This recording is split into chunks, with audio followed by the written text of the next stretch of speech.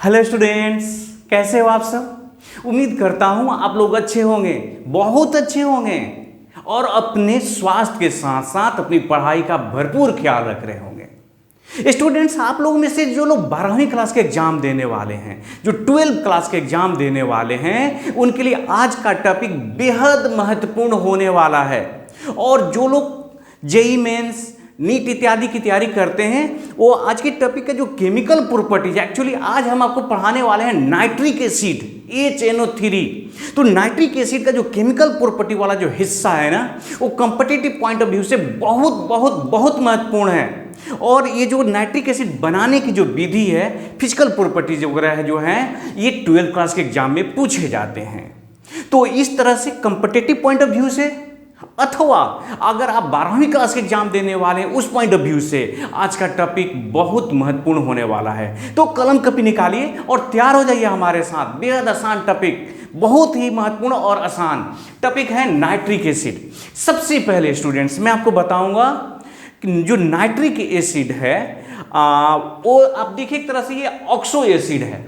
Oxo acid का मतलब है जैसे नाइट्रोजन का ऑक्सो एसिड है, नाइट्रोजन के अलावा हाइड्रोजन और ऑक्सीजन है। उसी तरह से सल्फर का ऑक्सो एसिड होता तो सल्फर के अलावा हाइड्रोजन और ऑक्सीजन होता। अगर मान लीजिए कि हाइड्रोजन का ऑक्सो एसिड होता तो हाइड्रोजन परमाणु होता और हाइड्रोजन और ऑक्सीजन होता। तो पहले मैं आपको बता दूं कि नाइट्रोजन के मुख्य रूप से 3 ऑक्सो एसिड होते हैं। फिर आते हैं नाइट्रिक एसिड पे, घबराना नहीं है। नाइट्रोजन के मुख्य ऑक्सो एसिड्स कौन कौन है? नाइट्रोजन के मुख्य रूप से ऑक्सो एसिड, तो देखिए ये सबसे पहले इसी का नाम लिखेंगे नाइट्रिक एसिड। नाइट्रिक एसिड जिसका सूत्र आपके सामने है HNO3। उसके बाद नाइट्रस एसिड, नाइट्रस एसिड। इस नाइट्रस एसिड के सूत्र के लिए स्टूडेंट्स इसमें से एक O माइनस कर दीजिए तो क्या हो जाएगा? देखिए HNO2 हो गया ना, ये हो गया नाइट्रस एसिड। उसके बाद है हाइपोनाइट्रस एसिड। एक्चुअली स्टूडेंट्स इसमें से अगर फिर से एक O माइनस कर दें तो HNO हो जाएगा। तो HNO एक अणु और एक और अणु इसी का मिल जाता है तो हो जाता है ये H2N2O2 और ये हो गया आपका हाइपोनाइट्रस एसिड। अगर मैं बात करूं इसकी स्ट्रक्चर की तो आप इस तरह से इसको स्टूडेंट समझ सकते हो। ये डबल बॉन्ड होता है OH OH। अगर मैं बात करूं HNO2 की तो OH and double bond O, इस तरह से इसकी संरचना बनाई जा सकती है। अगर नाइट्रिक एसिड की बात करें तो जो नाइट्रिक एसिड होता है वो कुछ इस तरह से आप इसको बना सकते हैं।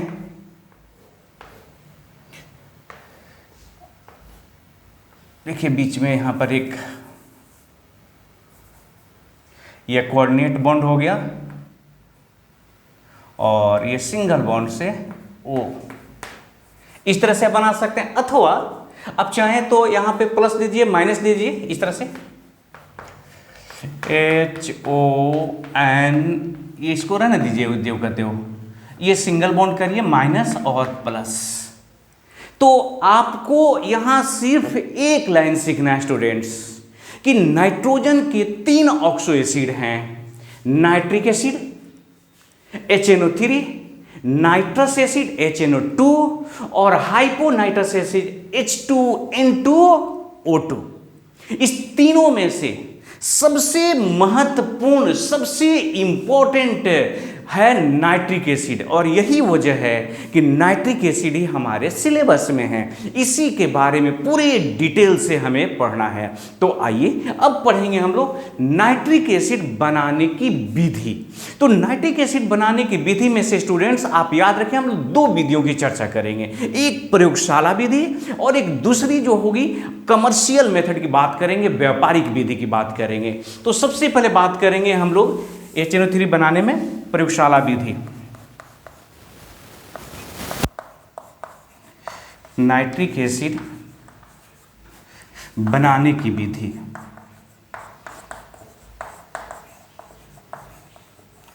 और विधि में सबसे पहले किसकी चर्चा किया जाए? प्रयोगशाला विधि। प्रयोगशाला विधि। तो आइए स्टूडेंट समझते हैं, बहुत इजी है, बेहद आसान है। सोडियम नाइट्रेट या पोटेशियम नाइट्रेट लेते हैं, सुनिएगा ध्यान से। प्रयोगशाला में आप नाइट्रिक एसिड बनाना चाहते हैं तो सोडियम नाइट्रेट या अथवा पोटेशियम नाइट्रेट लेते हैं, और इनको क्या करते हैं तो सांद्र सल्फ्यूरिक एसिड में डाल देते हैं। एक ग्लास का रिटॉर्ट लिया जाता है और उसी में इसको डाल दिया जाता है, और जैसे आप डालते हैं वहां से उत्पन्न होता है नाइट्रिक एसिड। तो देखिए कैसे, लिख देता हूं।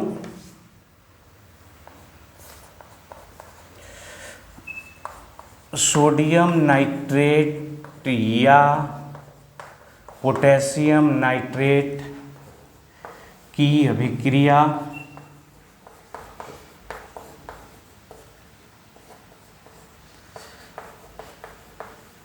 सांद्र H2SO4 से कराने पर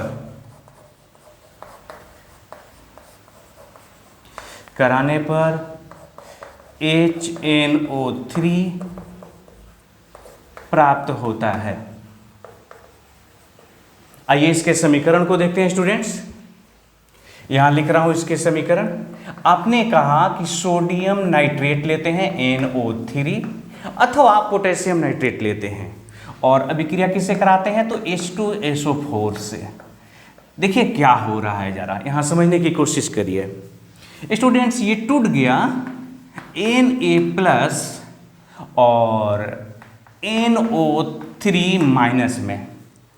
सिमिलरली ये जो है टूट गया H+ प्लस HSO4- में।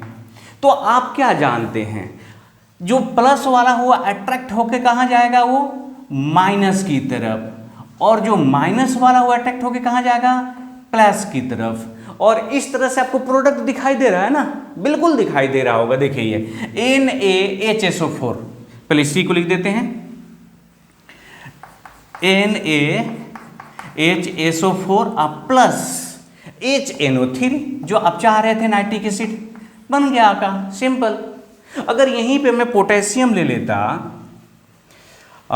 KNO3 प्लस H2SO4, एकदम सिमिलर वे में स्टूडेंट्स आप समझ जाते हैं, इसको तोड़ देते K प्लस NO3-, और ये टूट गया। फिर उसी तरह से H प्लस HSO4-, ये प्लस हाथ चला गया कहाँ, माइनस के पास, ये माइनस कहाँ गया, प्लस के पास, और इस तरह से खूबसूरत सा प्यारा सा प्रोडक्ट बना। और वो प्रोडक्ट देखिए, पोटेशियम हाइड्रोजन सल्फेट, जिसको पोटेशियम बाइसल्फेट भी पढ़ते हैं। जैसे ये सोडियम कहाँ गया, सोडियम हाइड्रोजन सल्फेट या सोडियम बाइसल्फेट, और प्लस में HNO3 नाइट्रिक एसिड HNO3।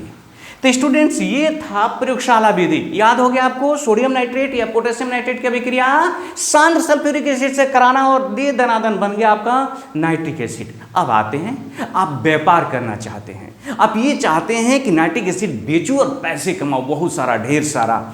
तो उसके लिए तो आपको ज़्यादा से ज़्यादा मात्रा में नाइट्रिक एसिड बनाना होगा ना। तो इसके लिए बहुत पहले नियम दे दिया गया है। एक ओसवाल्ड नाम के साइंटिस्ट थे, उन्होंने बताया कि कैसे नाइट्रिक एसिड का उत्पादन बहुत ज़्यादा मात्रा में किया जा सकता है। तो आइए इसको लिखिए, उसके बाद देखते हैं ओसवाल्ड मेथड के बारे में।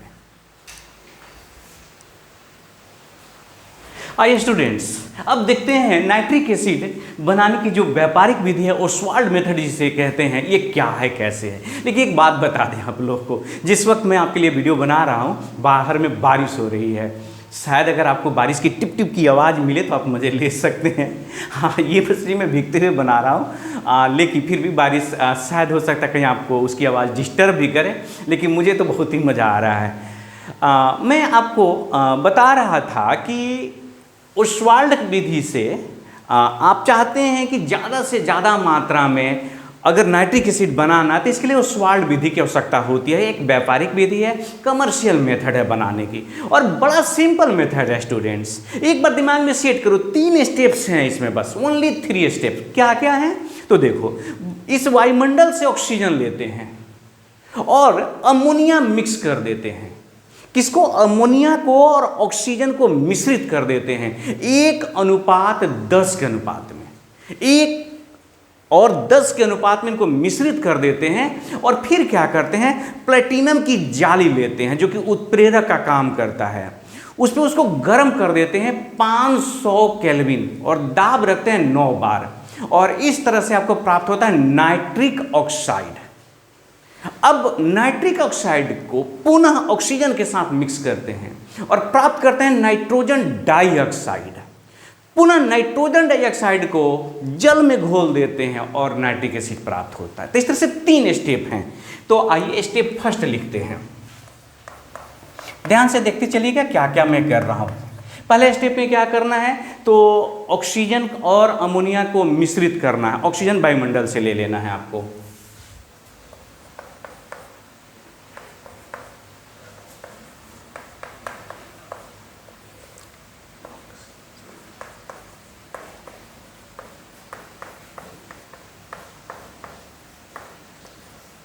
याद रखिएगा, ऑक्सीजन और अमोनिया को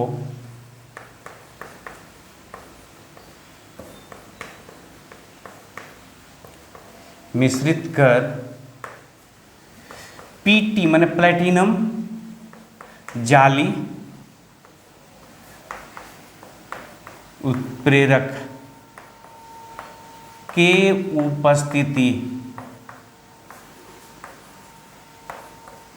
उपस्थिति में 500 केल्विन एवं 9 बार दाब पर जब अभिक्रिया कराया जाए, ऑक्सीजन अमोनिया को मिश्रित कर प्लेटिनम जाली उत्प्रेरक की उपस्थिति में 500 पर दाब पर विक्रिया कराया जाता है, क्या बनता है, तो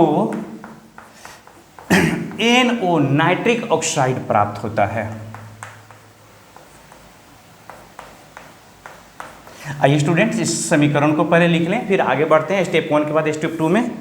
तो आप कह रहे हैं कि आपने लिया अमोनिया गैस है, आपने लिया ऑक्सीजन जो कि गैस है, और साथ ही लिया आपने पीटी जाली, यही आपका क्या है, तो उत्प्रेरक है। 500 आपने केल्विन ताप लिया, 9 बार दाब किया। सिंपल सा इसे बना क्या, देखिए ये जब भी ऑक्सीजन को हाइड्रोजन मिल जाए ना स्टूडेंट, तो जल तो बनाने की उसकी कोशिश होती ही होती है। तो आप समझ गए, H2O तो बन ही रहा है यहाँ पे, और साथ में बनता है NO। ये सब गैसीय रूप में बनते हैं। तो अब इसको बैलेंस कर देते हैं। तो बैलेंस करने के लिए हमने क्या किया, यहाँ पे 4 लगाया, तो जाहिर सा है कि नाइट्रोजन आपका ये 4 हो गया। 4 3 देखिए 12 ऑक्सीजन हो गया, तो यहाँ सॉरी हाइड्रोजन, तो 6 लगाना पड़ा हमको। और फिर उसके बाद देखते हैं कि 6 और 4 10, मतलब 5 दूनी के 10। इस तरह से स्टूडेंट्स ये बैलेंस हो गया। आप देख पा रहे हैं कि इसमें हमें क्या मिला, नाइट्रिक ऑक्साइड।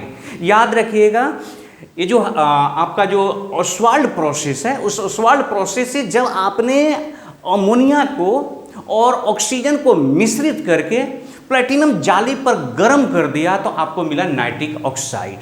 आपका लक्ष्य लेकिन कहीं और है, वो है क्या चीज? तो HNO3। अब देखिए स्टेप 2 में क्या करते हैं। स्टेप 2, आपको इस नाइट्रिक ऑक्साइड को पुनः ऑक्सीजन के साथ अभिक्रिया करना है। NO प्लस ये गैस ही है O2, यह एक रिवर्सिबल रिएक्शन होता है और ये बना लेता है आपका NO2। इसे अगर हम लोग बैलेंस कर दें तो ये 2 हो गया, 2, देखिए 2 और 2 ऑक्सीजन कितने हुए? 4, 2 दूनी के 4 हो गया। स्टूडेंट्स ध्यान रखना है कि ये जो स्टेप है बहुत ही महत्वपूर्ण स्टेप है। आपको यहाँ पे ताप, दाब इत्यादि का ख्याल रखना होगा। आप देखिए यहाँ पर 2 आयतन ये और एक 3 आयतन है और 2 आयतन घट रहा है ना।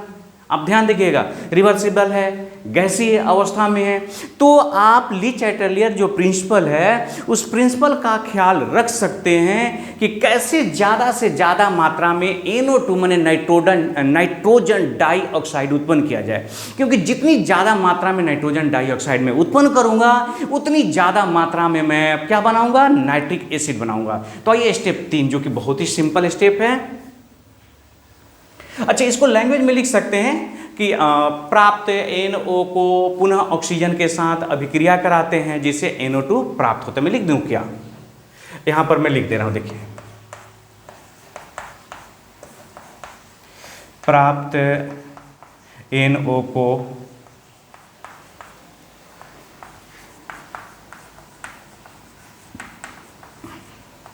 ऑक्सीजन के साथ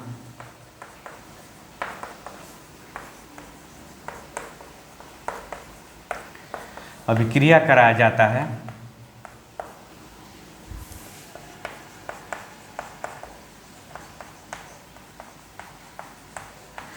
जिससे NO2 प्राप्त होता है। अच्छा स्टूडेंट्स, एक बात बता दें, एक छोटी सी भूल सुधार कर लेना है। जब आप प्रयोगशाला विधि बना रहे थे, तो आपने कहा प्रयोगशाला विधि में कि सोडियम नाइट्रेट और पोटेशियम नाइट्रेट को शांत सल्फ्यूरिक अम्ल के साथ अभिक्रिया कराते। एक्चुअली वहाँ पे जो है ना, जो लिखे हैं ये समीकरण, वहाँ पर हीट का चिन्ह दे दीजिएगा। सोडियम नाइट्रेट और पोटेशियम नाइट्रेट दोनों में से कोई एक लेकर के सल्फ्यूरिक एसिड के साथ और उसको गर्म करना पड़ता है, बस इतनी सी बात थी। वहाँ पर हीट का चिन्ह दे दीजिएगा। अब आइए स्टेप 3 में, ये आखिरी स्टेप है, इसमें बन जाएगा। तो देखिए हमें स्टेप 2 में क्या मिला? Nitrogen dioxide. नाइट्रोजन डाइऑक्साइड को जल में घोल देते हैं और नाइट्रिक एसिड प्राप्त हो जाता है।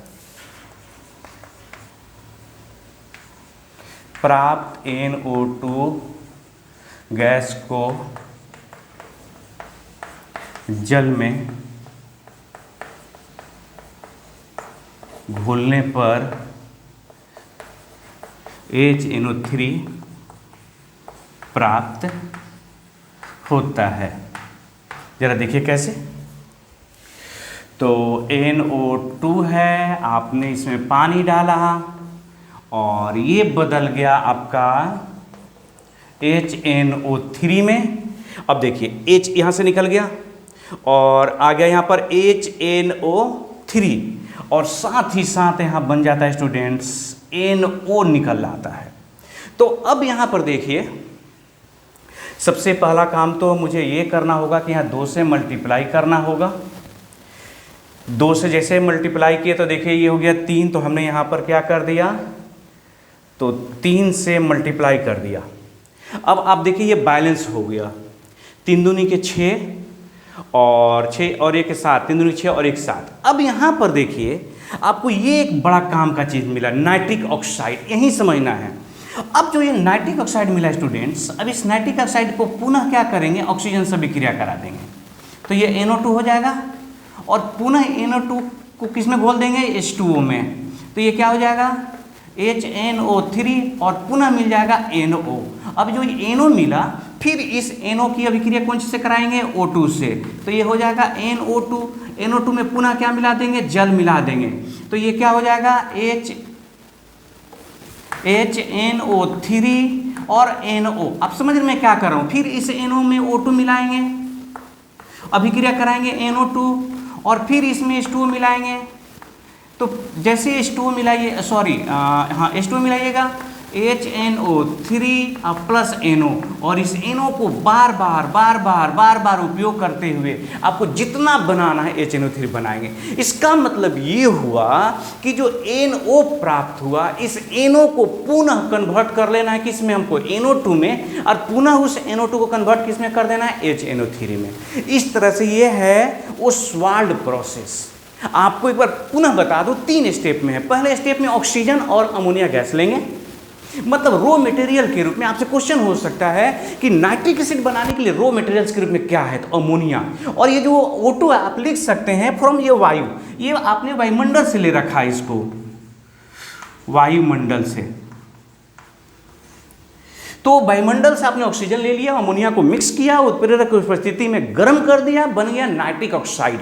नाइट्रिक ऑक्साइड को पुनः आपने क्या ऑक्सीजन के साथ अभिक्रिया कर दिया, बन गया नाइट्रोजन डाइऑक्साइड। नाइट्रोजन डाइऑक्साइड को पानी में घोला और बन गया आपका HNO3, टन टन टन। और इस HNO3 को हमसे जो NO प्राप्त हुआ बाई प्रोडक्ट के रूप में, आप इसको बार बार यूज करके बनाते रहिए, बेचते रहिए और पैसे कमाइए, खूब सारा पैसे कमाइए। अब आते हैं इसके स्ट्रक्चर पे और साथ ही साथ आते हैं इसके फिजिकल प्रॉपर्टी पे, तब तक आप इसे नोट करिए।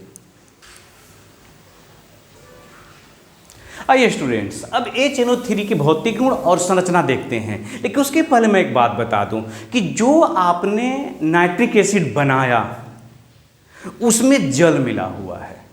उस जल को निकालने के लिए आप क्या करते हैं कि उसका आसवन करते हैं। तो प्राप्त HNO3 को सांद्र करने के लिए, जल निकाल देना चाहते हैं, सांद्र करने के लिए डिस्टिलेशन करते हैं, आसवन माने डिस्टिलेशन, माने गर्म करके जल को इसमें से क्या करते हैं, निकाल देते हैं। आसवन करने के लिए आसवन विधि द्वारा, आसवन द्वारा किया जाता है। प्राप्त HNO3 को सांद्र करने के लिए आसवन विधि का उपयोग किया जाता है, अच्छा, आपको एक बात बता दें कि आसवन से कितना प्रतिशत शांत सल्फ्यूरिक एसिड प्राप्त होता है। इस प्रकार याद रखिएगा स्टूडेंट्स, 68% सांद्र HNO3 प्राप्त होता है। मतलब जब आप आसवन विधि से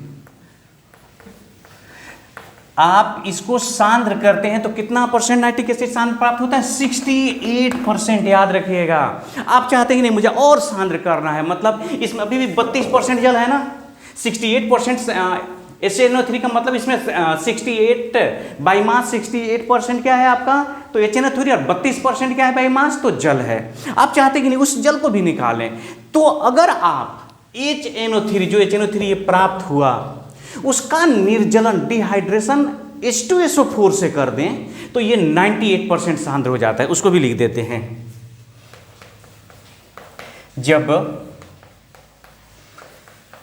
प्राप्त HNO3 का डिहाइड्रेशन माने निर्जलन माने जल निकालना, डिहाइड्रेशन H2SO4 सल्फ्यूरिक अम्ल द्वारा किया जाता है,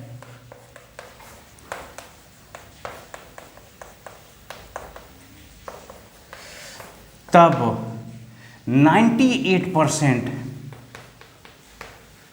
सांद्र HNO3 प्राप्त होता है। आपको बात समझ में आई? आपको एक बार फिर से आराम से समझा देते हैं। जो आपने ओस्वाल्ड विधि से HNO3 प्राप्त किया, उसमें जल मिला हुआ था, जल उसमें मिला है। आप चाहते हैं जल निकाल दें, तो जल निकालने के लिए आपने दो तरीके अपनाए। एक, आपने डिस्टिलेशन किया, आपने आसवन किया, गर्म करके पानी उसमें से निकालना शुरू कर दिया। तो जब आपने उसमें से पानी निकालना शुरू कर दिया तो 68% ही सांद्र हो पाया, याद रखिएगा। मतलब कि 68% HNO3 और 32% पानी उसमें रह जाता है। हम इस तरह के जो मिश्रण होते हैं, आप चाहते हैं कि गर्म करके क्या हम उसको 98% या 100% सांद्र नहीं कर सकते, तो उसका जवाब है नहीं। आसवन करके आप उसको 100% सांद्र नहीं कर सकते, मतलब उसमें से सभी पानी की मात्रा नहीं निकाल सकते। इस तरह का जो मिश्रण होता है उसको एजियोट्रॉपिक मिश्रण कहते हैं, स्थिर क्वाथी विलयन कहते हैं। स्टूडेंट्स, आप लोगों को याद होगा फिजिकल में हम लोगों ने बात किया हुआ था। तो 68% ही वो सांद्र हो पाता। आप चाहते हैं नहीं और ज़्यादा सांद्र करूं, तो आपको क्या करना होता है, सांद्र सल्फ्यूरिक एसिड से उसका डिहाइड्रेशन करा दीजिएगा, तो ये 98% तक HNO3 सांद्र हो जाता है। अब आइए नेक्स्ट जो है हमारा, जो इसका जो संरचना की बात करें, स्ट्रक्चर।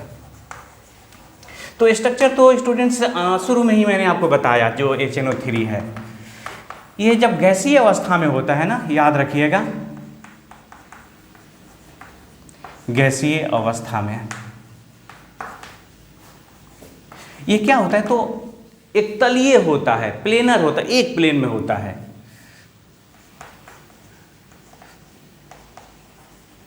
एक तलीय, आप कह सकते हैं कि प्लेनर होता है, एक ही तल में होता है। कैसे होता है, तो देखिए यहां संरचना इसकी बना देते हैं। सिंपल सा है, इसमें कुछ ज़्यादा दिमाग नहीं लगाना है आपको। ये है आपका ऑक्सीजन, ये हाइड्रोजन, ये नाइट्रोजन, इस तरह से दिखाया जाता है। याद रखिएगा जो बीच का जो कोण है ये 130 डिग्री होता है। ये जो लंबाई है नाइट्रोजन और ऑक्सीजन के बीच में स्टूडेंट्स, ये 121 pm होती है। ये जो लंबाई होती है, याद रखिएगा 140 उससे बड़ा है, 0.6 पिकोमीटर लंबाई है। ये जो कोण है, याद रखिएगा 102 डिग्री का कोण होता है, और ये लंबाई होता है 96 पिकोमीटर। मतलब यहाँ से यहाँ तक की लंबाई ऑक्सीजन और हाइड्रोजन के बीच में। तो अब देखिए ना, सबसे छोटी लंबाई इसमें कौन है, H और O के बीच में।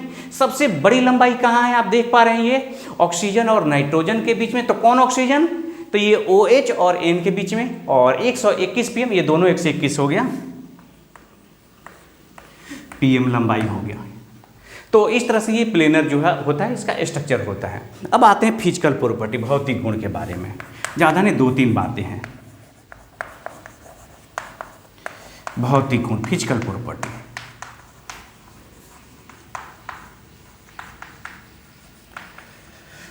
तो फिजिकल प्रॉपर्टी में स्टूडेंट्स, सबसे पहले तो हम आपको बता दें कि जो HNO3 होता है वो कलरलेस होता है, रंगहीन होता है। शुद्ध अवस्था में क्या होता है, रंगहीन होता है। और फ्यूमिंग होता है, माने सधुम होता है। शुद्ध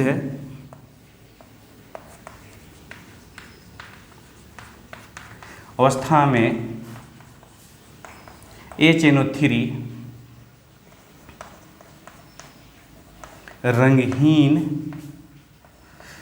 सधुम द्रव, सधुम द्रव का मैं बता रहा हूं आपका,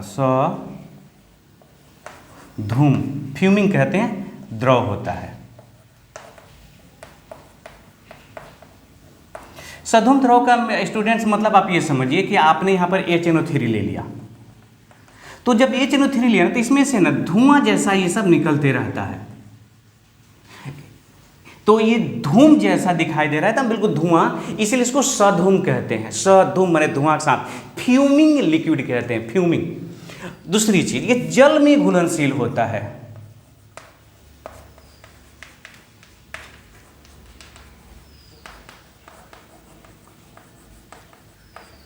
जल में घुलनशील होता है और पूर्ण रूप से घुलनशील, बहुत ज्यादा घुलनशील होता है। तीसरी बात है, जिस नाइट्रिक एसिड का यूज उपयोग प्रयोगशाला में किया जाता है वो 68% सांद्र होता है।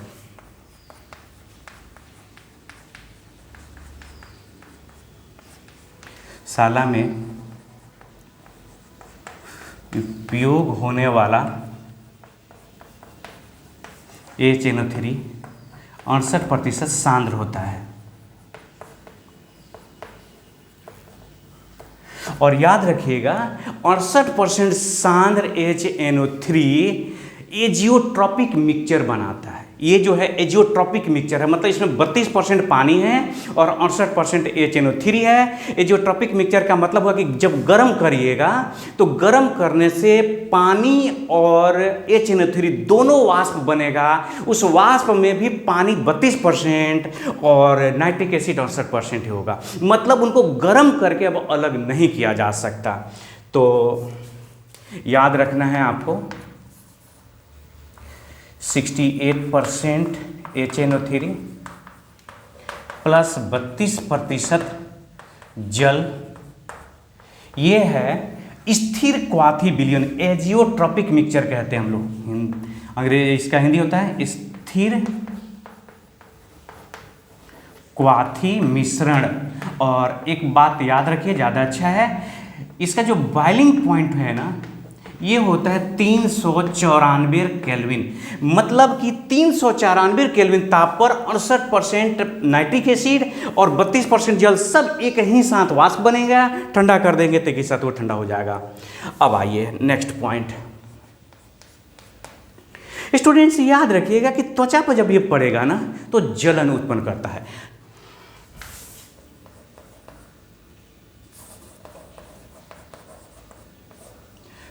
त्वचा पर, स्किन पर पड़ने पर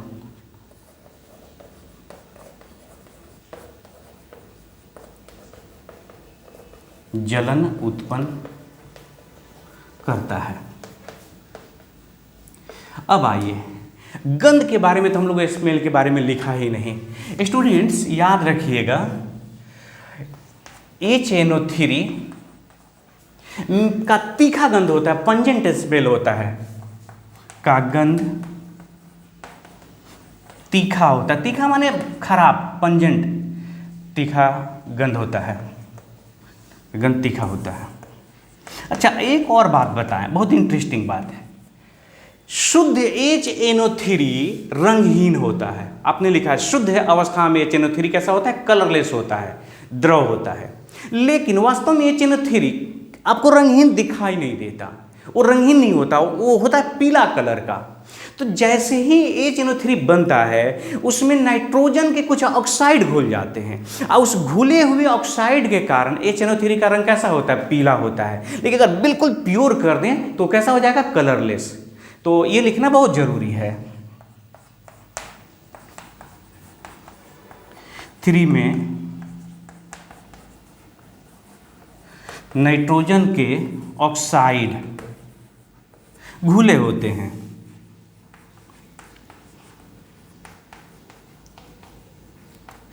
जिससे